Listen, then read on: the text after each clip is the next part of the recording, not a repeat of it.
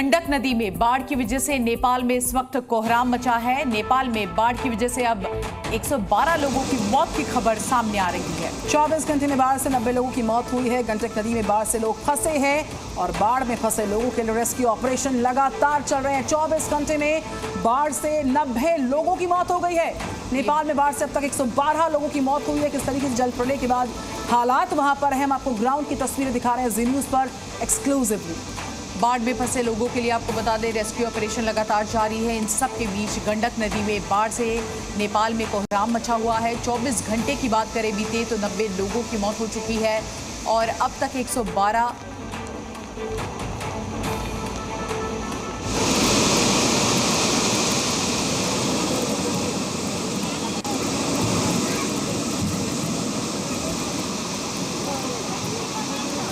इस वक्त दो तस्वीरें आपके सामने। बाढ़ में फंसी जिंदगानी, लेकिन रेस्क्यू ऑपरेशन लगातार किया जा रहा है। आपको बता दें सैकड़ों लोग इस वक्त लापता हैं। इसके साथ साथ 90 लोगों की मौत की जानकारी सामने आ रही है और बीते 24 घंटे नेपाल के लिए मुसीबत का सबब। भारी संख्या में लोग लापता हैं। बाढ़ से अब तक कई लोगों की जान जा चुकी है। लोग लापता हैं। लोगों को रेस्क्यू करने के लिए तमाम तरह के ऑपरेशंस ग्राउंड पर युद्ध स्तर पर चल रहे हैं। दो बड़ी तस्वीरें सुबह की आपके सामने, जहां पर एक तरफ बाढ़ का जो प्रलय है, पानी का तेज बहाव किस तरीके से लोगों के लिए जिंदगी और मौत के बीच उनको फंसाए हुए हैं। लोग लगातार संघर्ष कर रहे हैं और संघर्ष के बीचों बीच ये रेस्क्यू ऑपरेशंस हो रहे हैं ताकि लोगों को सुरक्षित स्थानों पर स्थानांतरित किया जा सके। नेपाल में बाढ़ से हाहाकार के बाद ग्राउंड पर हालात बहुत भयावह हैं। देखिए तस्वीरें आपके सामने जी न्यूज़ पर एक्सक्लूसिवली। तो आपको बता दें अब तक 112 लोगों की मौत हुई और बीते 24 घंटे की बात करें तो 90 लोगों की मौत हुई। आंकड़ों के साथ ये पानी भी लोगों को डराने के लिए काफी है। पशुपति के पास बागमती नदी उफान पर है। हालात ये हैं कि ये पानी किसी भी वक्त इन लोगों पर मुसीबत बनकर टूट सकता है। नेपाल की मीडिया के मुताबिक बाढ़ में दर्जनों लोगों की मौत के साथ 11 लोग लापता भी हैं। पानी की इतनी तेज धार पशुपति के पास शायद पहले कभी नहीं देखी गई हो,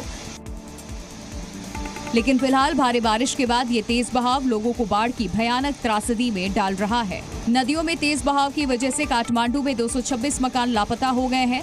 इसी तरह रोशी नगर पालिका में भी भूस्खलन की वजह से कई घर खाई में गिर गए।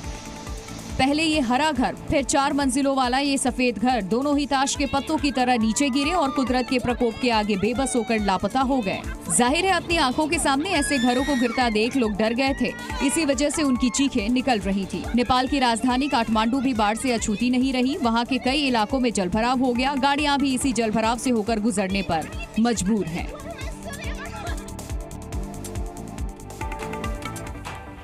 और इस बीच नेपाल से छोड़े गए पानी की वजह से जो बिहार का कोसी इलाका है, वहां पर बाढ़ में कई इलाके जो हैं समाये नजर आ रहे हैं। सुपौल की बात करें तो सुपौल जिले में सैकड़ों गांव बाढ़ की चपेट में आ चुके हैं। नदियों के उफान पर रहने की वजह से प्रशासन भी हाई अलर्ट मोड पर है और लोगों को किस तरह की दिक्कत हो रही है लगातार एक एक तस्वीर हम आपको दिखा रहे हैं। इन तस्वीरों को आप देखिए।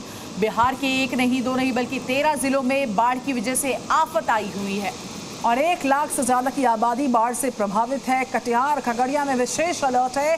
स्कूल्स की बात करें, फिर वो चाहे आंगनबाड़ी स्कूल हो, तमाम तरह के स्कूल के लिए दिशा निर्देश और केंद्र अगले आदेश तक इन सबको बंद रखने के आदेश जारी कर चुका है। मधेपुरा के आलमगढ़ में बाढ़ का खतरा लगातार बढ़ता जा रहा है। जितने भी लो लाइंग एरियाज हैं, निचले इलाके हैं, वहाँ पर जो लोग बसे हुए हैं उनको कहा गया कि आप तुरंत प्रभाव के साथ इलाकों को खाली करो। तो आपको बता दें पूर्णिया में ऊंचे स्थान पर लोगों को पलायन करने के लिए कहा गया है और लगातार आपको तस्वीरें दिखा रहे हैं क्योंकि बिहार से सटा हुआ है नेपाल और ऐसे में किस तरह से बाढ़ का प्रहार वहां भी देखने को मिल रहा है और लोगों के लिए इस वक्त बाढ़ मुसीबत का सबब बनकर उभरी है। जी न्यूज़।